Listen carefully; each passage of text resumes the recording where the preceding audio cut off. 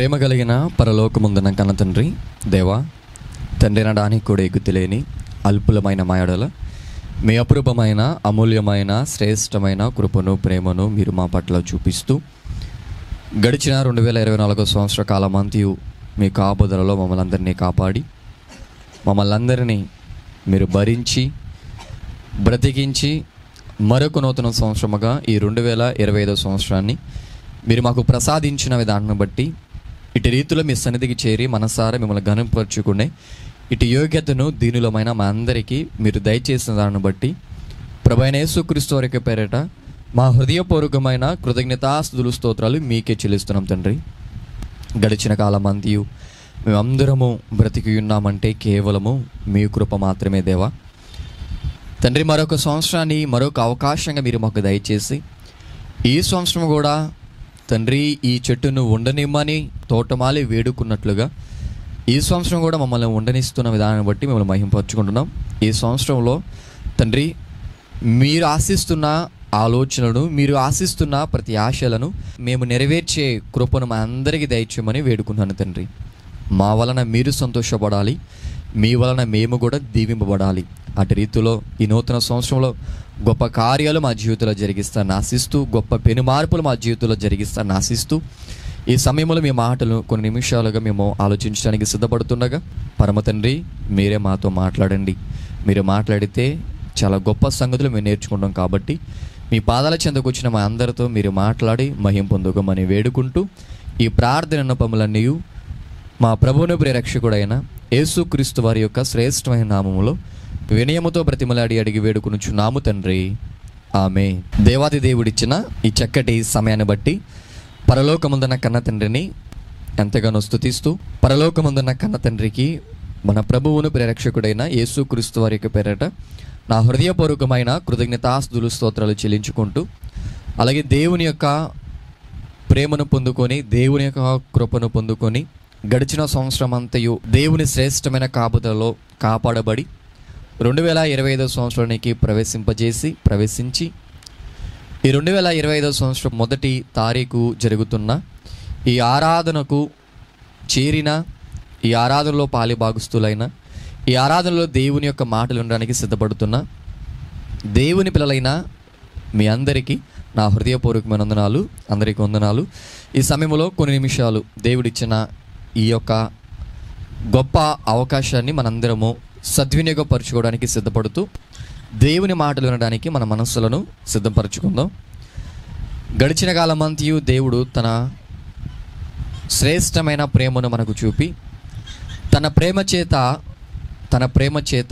మనం ఎన్ని దోషాలు చేసినా, మనం ఎన్ని తప్పిదాలు చేసినా, మనం ఎన్ని అపరాధాలు చేసినా కానీ దేవుడు తన ప్రేమ చేత, కేవలము తన ప్రేమ చేత, మనలో ఏదో యోగ్యత ఉన్నదని కాదు కానీ దేవునిలో ప్రేమ ఉందని దేవుని ప్రేమ చేత మనలందరినీ క్షమిస్తూ, మనలందరినీ భరిస్తూ, మనలందరినీ ఇప్పటి వరకు బ్రతికించుకుంటూ వచ్చాడు. ఆ దేవుని ప్రేమను వివరించడానికి మనం పూనుకుంటే ఆ ప్రేమను మన జీవిత కాలం అంతా చెప్పుకున్నా కానీ వివరించలేం. సంవత్సరం గడిచిందని ఆనందపడి, నూతన సంవత్సరం వచ్చిందని సంతోషపడి నూతన సంవత్సరానికి ప్రవేశించామనుకుంటున్నా మనం అందరం ఒక్కసారి ఆగి ఆలోచిస్తే గడిచిన జీవిత కాలంలో, గడిచిన సంవత్సరాలలో దేవునికి ఇష్టం లేని పనులను, దేవునికి ఇష్టం లేని అసహ్య కార్యములను ఎన్నిటినో మన జీవితంలో జరిగించుకుంటూ వచ్చాం. అయినా కానీ దేవునికి బాధ కలిగినా కానీ దేవుడు మనల్ని ప్రేమిస్తూ మనల్ని క్షమించుకుంటూనే వచ్చి మరొక సంవత్సరం మనకు దయచేశాడు. అందుని బట్టి మనమందరము దేవుడు చేసిన మేలును మన మదిలో జ్ఞాపకం ఉంచుకోవాలని ప్రభు పేరట మీకు అందరికీ తెలియజేస్తూ, ఈ నూతన సంవత్సరంలోకి ప్రవేశించిన ప్రతి ఒక్కరూ ఏం ఆశిస్తారంటే, నూతన సంవత్సరానికి వచ్చాం కాబట్టి మన జీవితాల్లో ఇక నూతన కార్యాలు జరగాలని కోరుకుంటూ ఉంటారు, అంతే కదా. నూతన సంవత్సరానికి వచ్చిన వారందరూ ఏది ఆశిస్తారంటే, మా జీవితాలలో ఈ సంవత్సరము మంచి కార్యాలు జరగాలి, దేవుడు ఈ సంవత్సరం మమ్మల్ని అందరినీ ఆశీర్వదించాలని ఈ నూతన సంవత్సరానికి ప్రవేశించిన ప్రతి ఒక్కరూ ఆశించడం మనందరికీ తెలిసిన విషయమే. మనిషి ఎలాంటి వాడంటే 2024 అయిపోతుందని, 2024 గుడ్ బై చెప్తున్నాడు. 2025 వస్తుందని 2025కి వెల్కమ్ చెప్తున్నాడు.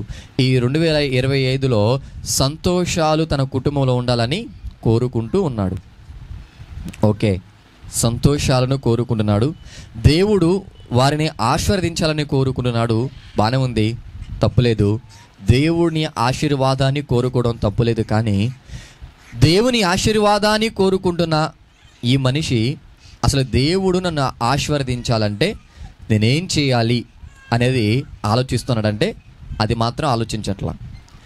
ఎంతవరకు దేవుడు నన్ను ఆశీర్వదించాలని కోరుకుంటున్నాడు, ఎంతవరకు దేవుడు నన్ను ఆశీర్వదించాలని కోరుకుంటున్నాడు, అంతేకాని దేవుడు నన్ను ఆశీర్వదించాలంటే నేనేం చేయాలి అనే విషయాలను మాత్రం మర్చిపోతున్నాడు, పక్కన పెట్టేస్తున్నాడు. అందుకనే చాలామంది దేవుని యొక్క దీవెనలను, దేవుని యొక్క ఆశీర్వాదాలను పొందుకోలేని స్థితిలోనే ఉండిపోతున్నారు.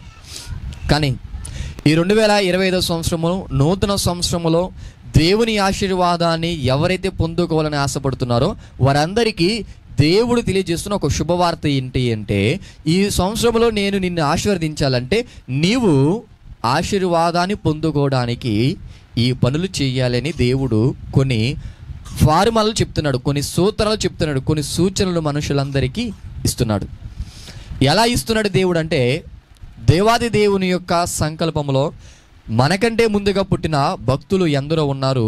వారందరి జీవితాలు మనకు ఎక్కడ కనబడతాయి అంటే మన అందరి చేతులు ఉన్న పరిశుద్ధ గ్రంథములో కనబడతాయి. మనందరి చేతులు ఉన్న పరిశుద్ధ గ్రంథములో ప్రవక్తల జీవితాలు, భక్తుల జీవితాలు, దేవునికి సంతోషాన్ని కలిగించిన ఎంతో గొప్పగా బ్రతికిన మహనీయుల జీవితాలు మనకు కనిపిస్తూ ఉంటాయి.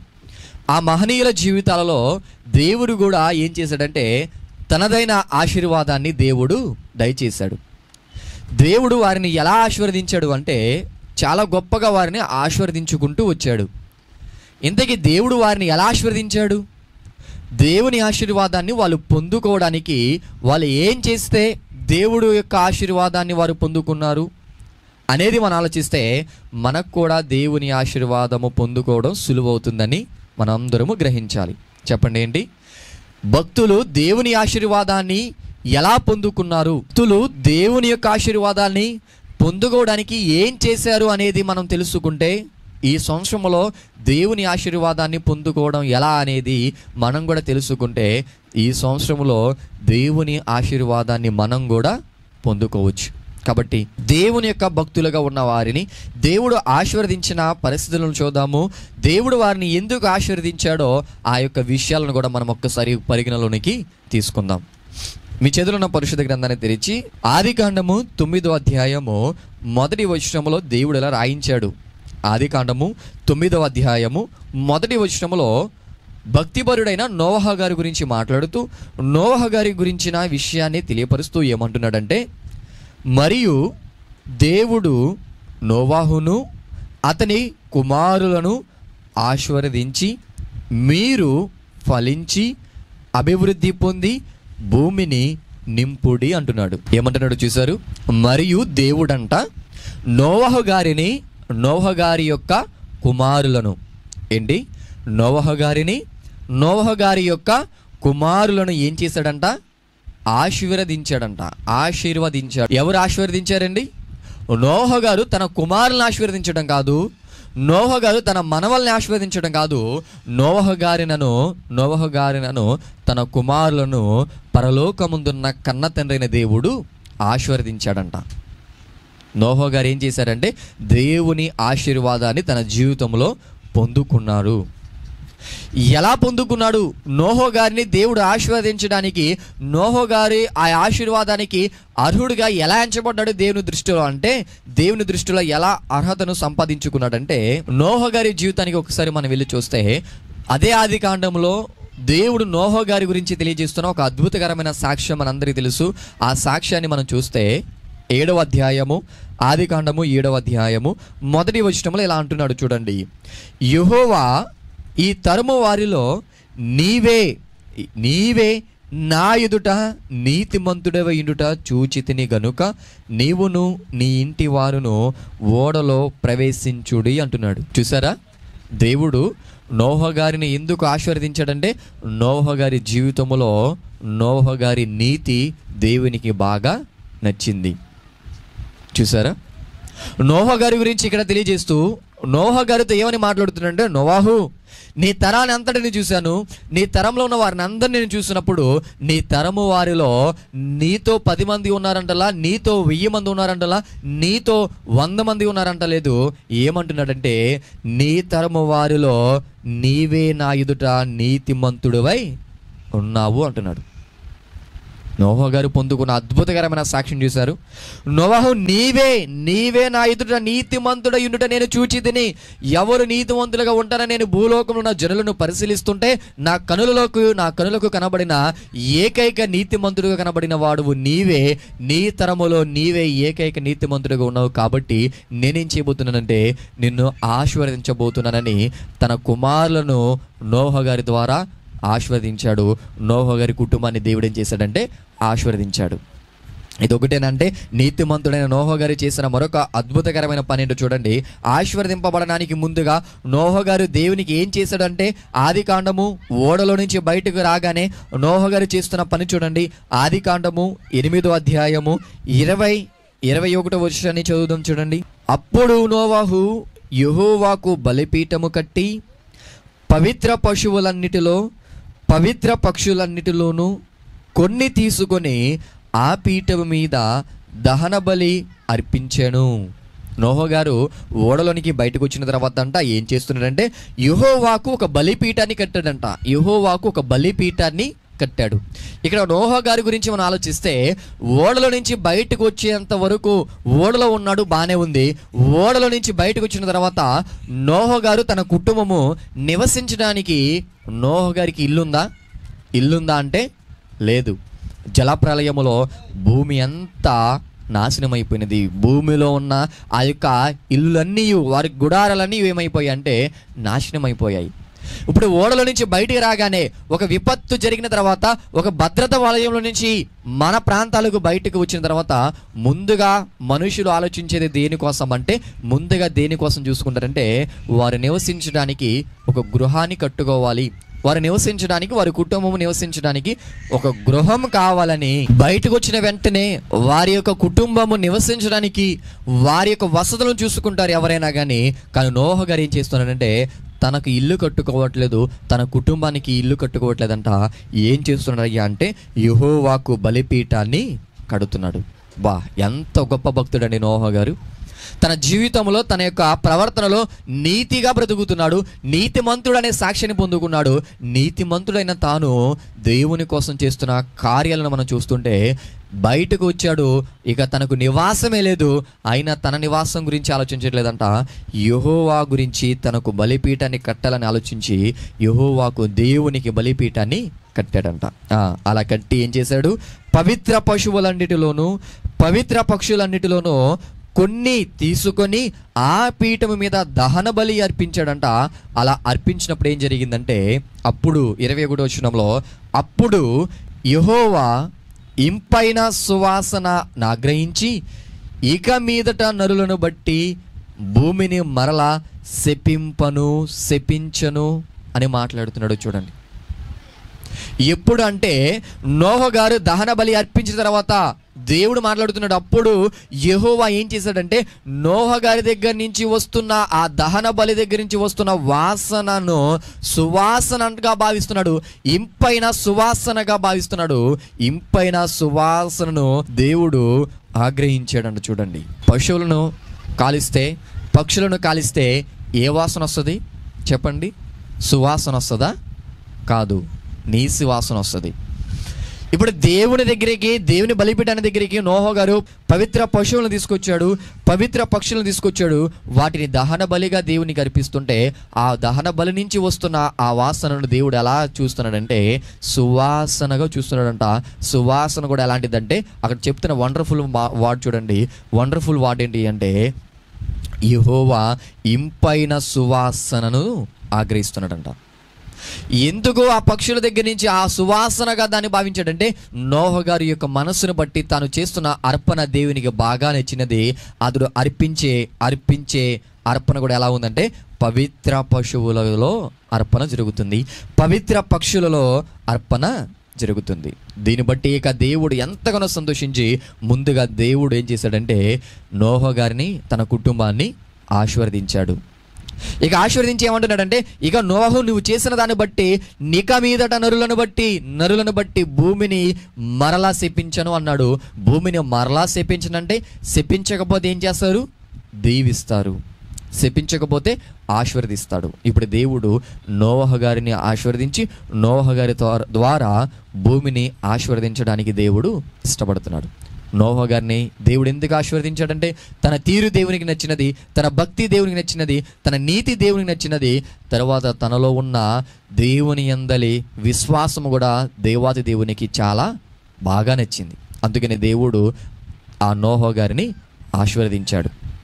ఇక తర్వాత మరొక భక్తుని చూస్తుంటే ఆది కాండము 24వ అధ్యాయము, ఆది కాండము 24వ అధ్యాయము మొదటి వచనాన్ని మనం చదువుతుంటే మరొక భక్తుని గురించి ఇక్కడ మాట్లాడుతున్నాడు. చూడండి, మరొక భక్తుని గురించి ఇక్కడ మాట్లాడుతూ, అబ్రహాము బహుకాలము గడిచిన వృద్ధుడై ఉండెను, అన్ని విషయములలోనూ యెహోవా అబ్రహామును ఆశీర్వదించెను అంటున్నాడు. చూడండి, ఏంటంటండి, అబ్రహాము బహుకాలము గడిచిన వృద్ధుడై ఉన్నాడంట.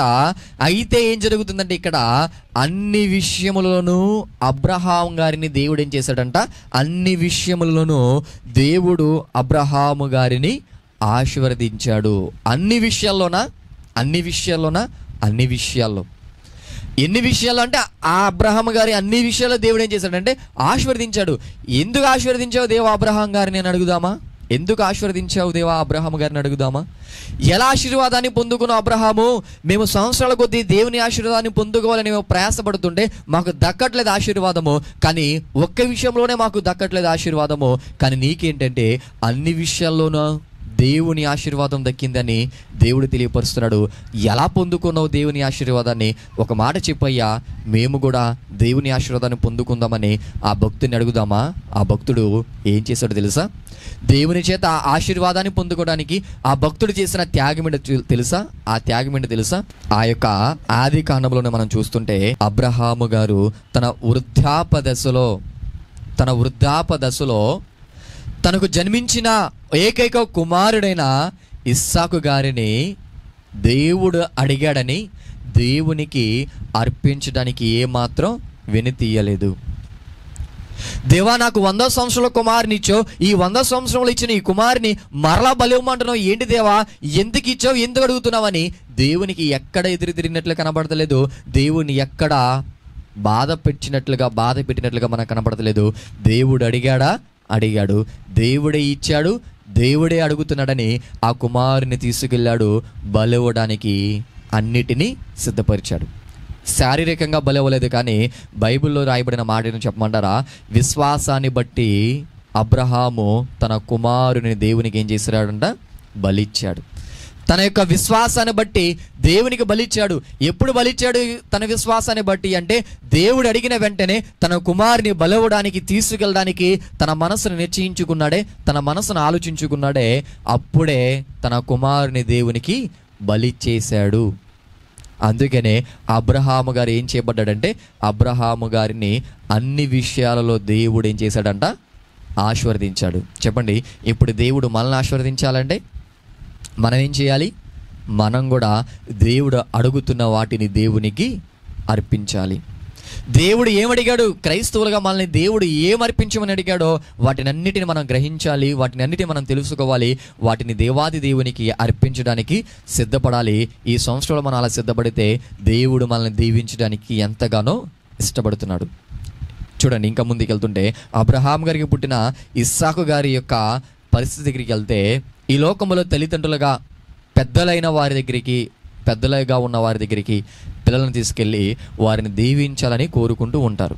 ఎందుకంటే పెద్దల దీవెన పిల్లలకు చాలా మంచిదని భావించి, ఇప్పుడు ఈ లోకములో ఉన్న మనుషులను చూపిస్తూ ఈ లోకములో ఒక తండ్రికి పుట్టిన కుమారుడు తండ్రి యొక్క ఆశీర్వాదాన్ని పొందుకోవాలంటే ఆ కుమారుడు ఏం చేయాలి అనేది మనకు తెలియపరుస్తూ దాని వెనుకున్న ఒక నిగూఢమైన పాఠాన్ని మనకు నేర్పిస్తున్నాడు. చూడండి, అదే ఆదికాండము 27వ అధ్యాయము 1వ వచనం నుంచి 4వ వచనం వరకు మనం చదివితే, అదే ఆదికాండము 27వ అధ్యాయము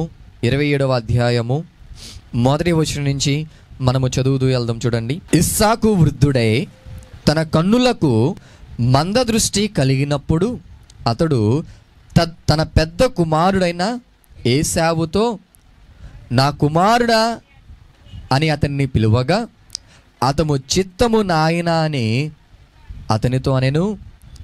అప్పుడు ఇస్సాకు గారు ఏమంటున్నాడంటే, ఇదిగో నేను వృద్ధుడను, నా మరణ దినము నాకు తెలియదు, కాబట్టి నీవు దయచేసి నీ ఆయుధములైన నీ అంబుల పొదిని నీ విల్లును తీసుకొని అడవికి పోయి నా కొరకు వేటాడి మాంసము తెమ్ము.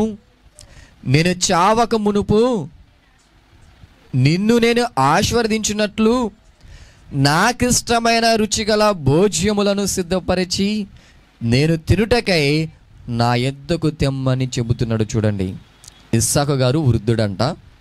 ఇస్సాకు గారి యొక్క వృద్ధాపదశలో తన కుమారుని పిలిచాడు, పెద్ద కుమారుడని ఏశావు గారిని పిలిచాడు.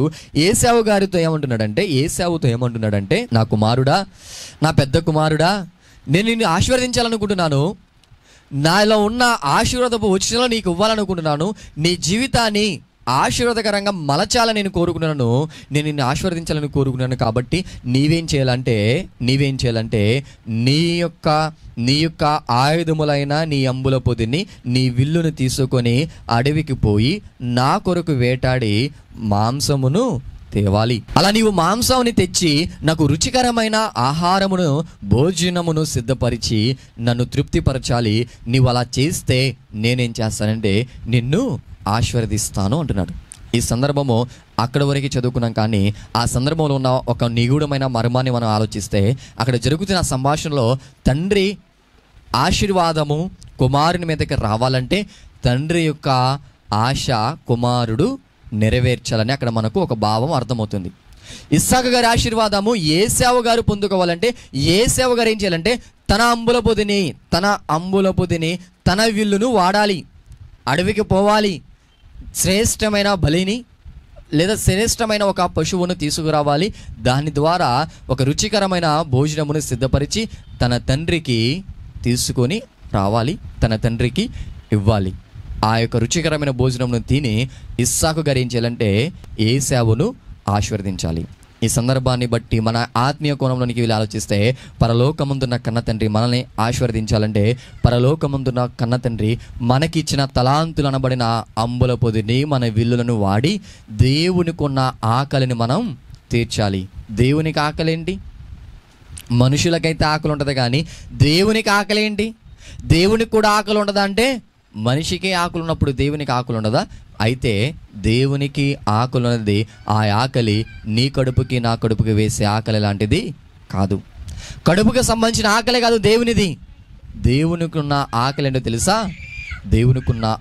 తెలుసా? నశించిపోతున్న ఆత్మల రక్షణ అనే ఆకలి. ఒక మనిషి మారాలనే ఆకలి ఉన్న దేవునికి, ఒక మనిషి నశించిపోతున్నాడనే బాధతో కూడిన ఆకలి ఉన్న దేవునికి, ఎవరు రక్షిస్తారా, ఎవరు నేను ఇచ్చిన తలాంతులను వాడుకొని నశించిపోతున్న వారిని రక్షిస్తారని ఎదురు చూస్తున్న దేవుని యొక్క ఉద్దేశాన్ని తెలుసుకొని ఎవరైతే తన అంబుల పొదిని తన విల్లుని వాడి దేవుని యొక్క ఆకలిని తీరుస్తారో వారిని ఏం చేస్తారంటే దేవుడు ఆశీర్వదిస్తాడు. ఈ నూతన సంవత్సరంలో ఎవరైతే దేవుని ఆశీర్వాదాన్ని నేను పొందుకోవాలని ఆశపడుతున్నారో, ఎవరైతే దేవుడు నన్ను దీవించాలి, దేవుడు నన్ను ఆశీర్వదించాలని ఎవరైతే కోరుకుంటున్నారో వారందరూ తెలుసుకోవాల్సిన ఒక ముఖ్యమైన ప్రకటన ఏంటి అంటే, దేవుడిచ్చిన తలాంతులను దేవుడి కోసం ఉపయోగించి చూడు, దేవుడు ఖచ్చితంగా ఆశీర్వదిస్తాడు. నా మాటలు మీకు అర్థమవుతున్నాయి? దేవుడు మిమ్మల్ని ఆశీర్వదించాలంటే, దేవుని యొక్క ఆశీర్వాదాన్ని మనందరం పొందుకోవాలంటే, దేవుని యొక్క ఆలోచన మనం తెలుసుకొని దేవుడిచ్చిన తలాంతులను దేవుని కోసం వాడి చూస్తే ఖచ్చితంగా దేవుడు ఏం చేస్తాడంటే మనల్ని ఆశీర్వదిస్తాడు. మొదట నేను దేవుని కోసం చేయాలనే ఆలోచన మనకు రావాలి. అలా ఆలోచిస్తే, మనకంటే దేవుని కోసం ఎక్కువగా ఆలోచిస్తే నోహ గారిని ఆశీర్వదించినట్లుగా దేవుడు మనల్ని కూడా ఆశీర్వదిస్తాడు. అబ్రహాము గారికి దేవుని మాట తప్ప నాకు ఏది ఎక్కువ కాదన్న ఆలోచన వచ్చింది. ఆ ఆలోచనతో తన యొక్క అడుగులు ముందుకేసాడు. కాబట్టి అలాంటి ఆలోచన మనం కూడా కలిగి ఉంటే దేవుడు ఏం చేస్తాడంటే అబ్రహాము గారిని ఆశీర్వదించిన విధానముగా మనల్ని ఆశీర్వదిస్తాడు. ఎలా ఆశీర్వదిస్తాడంటే సమస్యలు లేకుండా ఆశీర్వదిస్తాడా అని చెప్పను, అప్పులు లేకుండా ఆశీర్వదిస్తాడని చెప్పను, అనారోగ్యం లేకుండా ఆశీర్వదిస్తాడని చెప్పను. దేవుని ఆశీర్వాదము మన మీదకు ఎలా రావాలని దేవుడు ఆశిస్తాడో అలాంటి ఆశీర్వాదము ఖచ్చితంగా మన జీవితాల మీదకి వస్తుంది.